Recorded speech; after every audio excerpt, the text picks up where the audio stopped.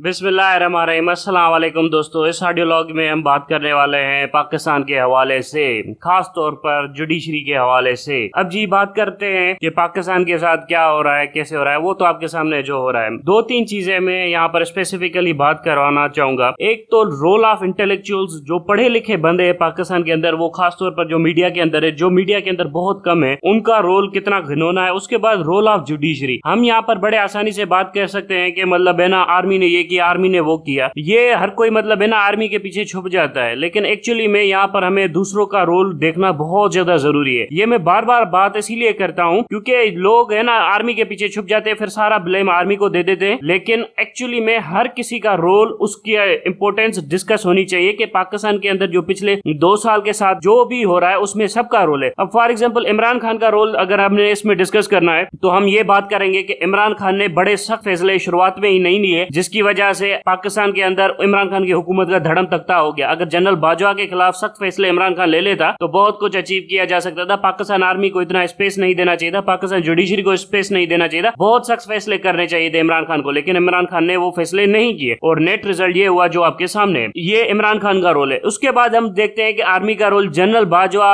और जो भी फौज, सिर्फ जनरल बाजवा नहीं, फौज के अंदर सारे इन्वॉल्व थे। ये जनरल अजहर अब्बास इन्वॉल्व था, जनरल साहिर शमशाद इन्वॉल्व था, जनरल DGIS उस टाइम का जो था, ये इस वक्त जो नदीम अंजुम है ये भी, और वो पुराना वाला DGIS है जो है जनरल फैज, वो सब, ये सब इन्वॉल्व थे। इनमें से कोई भी दूध का धुला हुआ नहीं है, ये सब के सब इन्वॉल्व थे इमरान खान की गवर्नमेंट गिराने में। ठीक है, सो ये उनका रोल भी हम डिस्कस कर सकते हैं कि इन लोगों ने क्या किया, कैसे किया, कितनी हद तक इनकी इन्वॉल्वमेंट थी वगैरह वगैरह। लेकिन जो रोल हम डिस्कस नहीं कर पा रहे हैं ना, वो रोल ऑफ जुडिशरी डिस्कस नहीं कर पा रहे। जुडिशरी ने हमेशा जमहूरियत के ऊपर लीगल हमले किए। पार्लियामेंट ऑफ पाकिस्तान के ऊपर जो सबसे बड़े हमले किए ना पाकिस्तान की तारीख में, सबसे बड़े कानूनी हमले वो किए हैं जुडिशरी ऑफ पाकिस्तान ने। कभी असेंबलियों को बनने नहीं दिया, कभी असेंबलियों को तोड़ दिया, कभी ये ना किया, कभी वो ना किया। बट इन रियलिटी जजेस कभी भी असेंबलियों को डिक्टेट नहीं कर सकते, असेंबलियां जजेस को डिक्टेट करती हैं। एक प्रॉपर डेमोक्रेटिक कंट्री में जजेस को डिक्टेट करती है असेंबलियां, और जजेस को बुलाया जाता है असेंबलियों में और वहां पर उनकी तड़ी चाड़ी जाती है, उनकी बड़ी खैरो खबर ली जाती है। यहाँ पर नॉर्वेजियन के अंदर एक जज था, उसने कोई फैसला दे दिया था एक टीन के हवाले से कि एक लड़का था, उसको कहा कि ये लड़की है और वो टीन से जो बच्चियां होती हैं स्कूल की, उसके वॉशरूम में जाकर पेशाब कर सकता है। वो गया, उसने वहां पर एक बच्ची का रेप कर दिया। उसके बाद उस जज को बुलाया, उस जज को खड़ा किया लिबरल ये अपनी असेंबली के सामने, और जो सेनेटर्स ने उसकी क्लास लगाई उस जज की, उस जज को फायर कर दिया गया कि तुम्हें फैसले करने नहीं आते। यहाँ पर अजीब ही कानून बना हुआ है कि जजेस के ऊपर बात नहीं हो सकती पार्लियामेंट के अंदर। ये सारे डिक्टेटर के कानून बनाए हुए हैं। यहाँ पर मैं आपको थॉमस जेफरसन की एक कोट बताता हूँ स्टेट के हवाले से। मैं हमेशा जब पढ़ता था ना, मैं समझता था कि रियासत की नेचर क्या होगी, रियासत कैसी होनी चाहिए, रियासत की नेचर इंसान के हिसाब से कैसी होनी चाहिए, रियासत और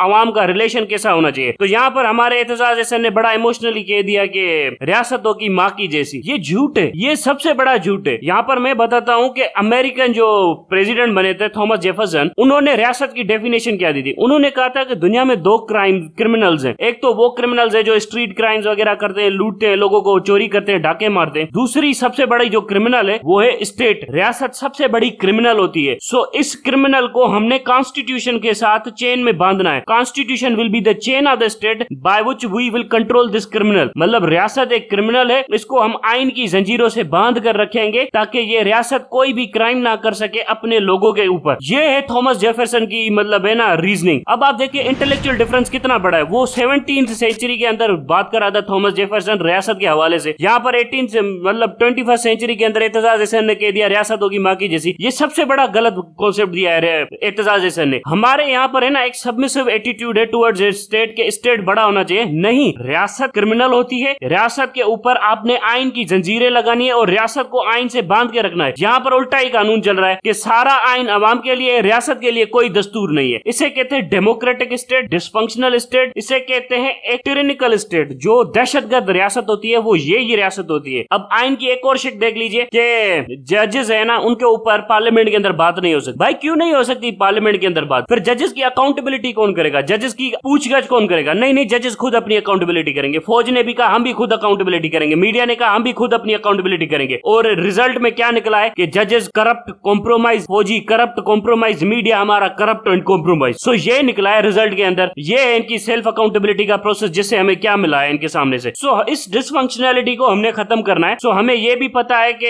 पीडीएम ने कितना बड़ा रोल प्ले किया है, इमरान खान ने आर्मी ने, और अब हम जजेस की बात कर रहे हैं कि जजेस कितना बड़ा हमला करते हैं बार बार इस रियासत के ऊपर। कभी भी इन लोगों ने किसी भी ताकतवर के खिलाफ कोई स्टैंड नहीं लिया। सारे जिंदगी 70 साल की तारीख उठा ले पाकिस्तान की, हर बार इन्होंने ताकतवर के सामने सरेंडर किया है। जब तक इनके पीछे फौज नहीं खड़ी रहती ये कोई फैसला ही नहीं कर सकते। इसमें सबसे बड़ी चीज हमें यह पता चलती है कि जजेस के मतलब है ना पास पावर नहीं है। जजेस भी हमेशा जीएचक्यू की तरफ देखते हैं फैसला करने के लिए। वजह यह है कि जीएचक्यू बहुत ज्यादा ताकतवर है और जजेस डंडे से डरते हैं। सो ये वो चीजें हैं जो हमें सोचनी चाहिए कि हमें क्या करना है। अब जब भी इमरान खान आएगा ना, इमरान खान को मेहरबानी करके ये पीडीएम का रोना धोना बंद करके सबसे पहले जजेस को फांसी दे। पहले तो उन जजेस को पकड़े जिन्होंने इसकी गवर्नमेंट की छुट्टी की वोट ऑफ नो कॉन्फिडेंस करवा दिया बजाय के इलेक्शन करवाने के लिए। इलेक्शन करवा लेते तो आज जब पाकिस्तान के अंदर ये मामला नहीं होते। सो पहले तो उन 6 जजेस को फांसी दे, क्योंकि वो यूनानिमस फैसला आया था, मुझे याद है। इस फैसले के ऊपर इन जजेस के ऊपर आर्टिकल 6 लगना चाहिए, ये इमरान खान नहीं करेगा। उसके बाद जीएचक्यू के ऊपर बहुत सारे जनरल जिनके ऊपर आर्टिकल 6 लगना चाहिए, ये नहीं होगा। उसके बाद जो पुलिस ने, जो दहशतगर्दी पुलिस ने जीएचक्यू की आशीर्वाद से की है, उसके ऊपर भी आर्टिकल 6 लगना चाहिए, लेकिन ये भी नहीं होगा। सो ये वो चीजें हैं जो होनी चाहिए। और उसके बाद जो मीडिया ने, जिसने इतनी बड़ी दहशतगर्दी को जस्टिफाई किया है, इसे मतलब है ना जाने दिया कि नहीं नहीं ये तो होता रहता है, ये हो रहा है वो हो रहा है, डाइल्यूट किया है, दूसरे इवेंट्स लगा के एक तरह की मतलब है ना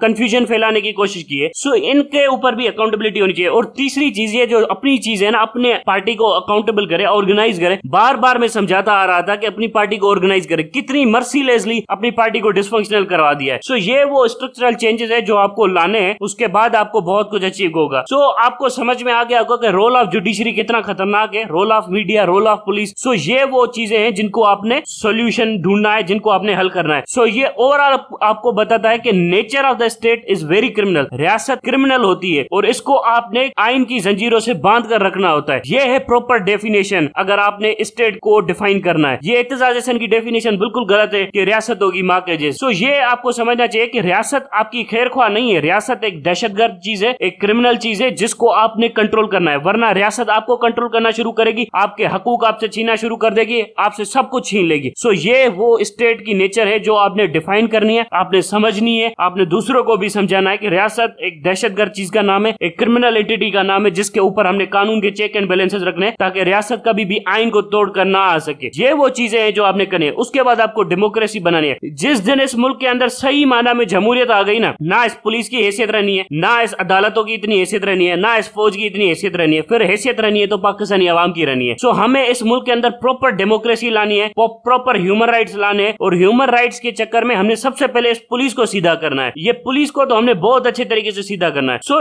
पुलिस को भी आप तभी सीधा कर सकोगे ना जब जुडिशरी इनको सजा देगी। जुडिशरी सजा नहीं देगी, जब जुडिशरी सजा नहीं देगी तो जुडिशरी कहेंगे हम पावरफुल लोग हैं, हम नहीं करेंगे, फिर इमरान खान रोना धोना शुरू कर देगा। अरे भाई जब जुडिशरी काम नहीं करती तो पार्लियामेंट उनको इम्पीच करती है। जजेस की इम्पीचमेंट पार्लियामेंट का काम होता है। आप इम्पीच करेंगे ही नहीं, आप उनको अकाउंटेबल नहीं ठहरेंगे तो फिर जजेस तो वही करेंगे जो बदमाशी ये करते आ रहे हैं 70 साल से। जब तक आप इस मुल्क के अंदर 200 के करीब जजेस को फांसी नहीं देंगे तो जजेस की बदमाशी कभी खत्म ही नहीं होगी इस मुल्क के अंदर से। हर बार जमहूरियत के ऊपर डाका जो सबसे बड़ा मारा है वो जजेस ने मारा है, और फिर वो तो बड़े आसानी से निकल जाते हैं कि नहीं नहीं हमारे ऊपर तो कोई हो ही नहीं सकता। सबसे पहले आपने फांसी देनी है जजेस को, फिर जाके इस मुल्क के अंदर अदलो इंसाफ आएगा, फिर आपकी ये पुलिस भी सीधा काम करेगी, फिर आपकी ये आर्मी भी सीधा काम करेगी। जब तक जजेस फांसी पर नहीं जाएंगे तब तक कोई चेंज नहीं होगा। किसी जनरल को फांसी देने से कोई मामला हल नहीं होगा। सबसे पहले आपने जजेस के ऊपर फांसी का फंदा लटकाना है। ये वो चेंज है, जब आप जजेस को फांसी देंगे तब सब कुछ होगा। सबसे बुनियादी चेंज आपको ये करना है कि जजेस को फांसी देनी है। अब तक के लिए इतना ही। Thank you very much.